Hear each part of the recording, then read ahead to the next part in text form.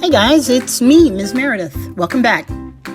If you haven't done the Ed puzzles on ancient Greece and Rome and watched my previous video from Greece to Rome, please do that before you watch this one. So, our purpose with this lesson is to establish a definition of democracy, to review background about the Republic, and to introduce our central historical question. Then we'll move on to the document-based questions, or DBQs, to help us better understand that question. So, there are many aspects to democracy. In Greek, demos means the people, and kratos means power, so the word democracy literally meant power to the people, or the idea that the citizens of a place should have the power to make the decisions that affect them. Ancient Athens had a direct democracy where every citizen met, discussed, and voted on issues. Rome developed a representative democracy where the citizens elected leaders, and those leaders did most of the work of government. See, democracy can mean different things to different people. Some people think of democracy primarily as a system of representative government in which people elect representatives. And for others, democracy is more egalitarian, and it means a system where all people are free and involved in the decision-making of a government. So today we're going to explore parts of the political system of the Roman Republic and consider how democratic was the Roman government. So for hundreds of years, historians, political scientists, politicians, and, people who think they're funny have made connections between the political system of the United States and the Roman Republic. In particular, they've pointed to the concepts of checks and balances across different governing bodies and democratic voting to elect government representatives. So here's the timeline that you worked on yesterday. Notice that in 509 BCE, a group of Roman nobles who got upset over the abuse of power by King Tarquin the Superb, the whack the heads off the poppies guy, overthrew the Roman monarchy and founded the Roman Republic, which lasted for over 400 years. Now, much of the Roman Republic's political history was defined by a power struggle between the noble classes, the patricians, senators, and knights, and the majority of the population who belonged to the lower class, called the plebeians. Now, a lot of people pronounce it plebeians, but the dictionary says plebeian, so we'll use that. The plebeians made up the populus Romani, or the people of Rome. They were also the majority of soldiers in the Roman army. So, the Roman Republic is often held up as a model for the United States political system. Historians continue to debate whether the Roman Republic was truly democratic. Today, we're going to explore Rome's political system and, in particular, investigate the question, how democratic was the Roman Republic?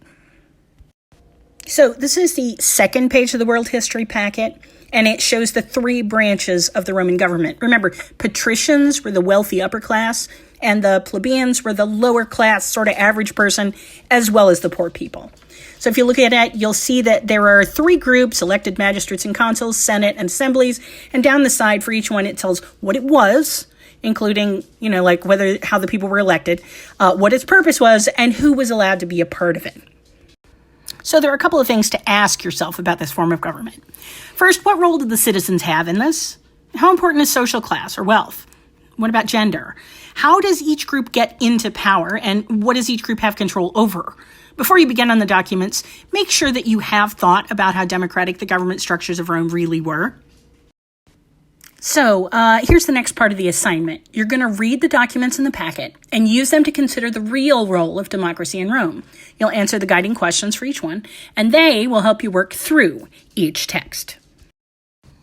So some of the best primary sources on the Roman Republic come from Greek historians who interacted with the Romans during their rise to power over the Greeks. Polybius is one of these ancient historians. Read it to see what he has to tell us about the Roman government and examine how the historical context might have influenced his account, then answer the guiding questions. So, as you can see in that primary source, the Roman government is quite complex, and it's pretty challenging to tell how democratic it truly was. So to continue this investigation, we're going to look at two secondary sources from university professors to see what they have to say. The first one is this one from Professor Fergus Miller, and the second is document C from Professor Alan Ward. You'll read them both and do the guiding questions. Now, remember, pre-read these documents before you jump in, and you'll save yourself from frustration. Always read and think about the introductions. They give you background and context. And then secondly, go and look at the vocabulary and think about the meanings. Then, and only then, should you go back and read the passage through. Remember, these are complex texts. You're supposed to have to work a little to get the meaning out. You'll find the guiding questions in the graphic organizers after the readings. I recommend you do them one text at a time. Pre-read, then read document A, including commenting and annotating if you want, and then do the questions for that text before moving on to document B. The last thing is the final conclusion. Yes, it's an essay. Yes, it should have an introduction and paragraphs and a conclusion and periods and capital letters and stuff. Now, am I going to grade it like an English teacher? Let's just say good content and reasonable support is way more important than spelling. Now, that said, make it so humans who did not grow up on Twitter can actually read and understand it. Have a little pride in your work. Just don't copy it. Trust me, I started out teaching English to college students in 1993. I'm pretty good at detecting when it's copied. Well, that's about it for this assignment. Now, it's going to take you far more than 30 minutes if you do a good job, so I suggest that you work on it for half an hour a day until you're done. I'll add some more content later this week, but for today and tomorrow at least, this is your assignment. And that's the end. See you later.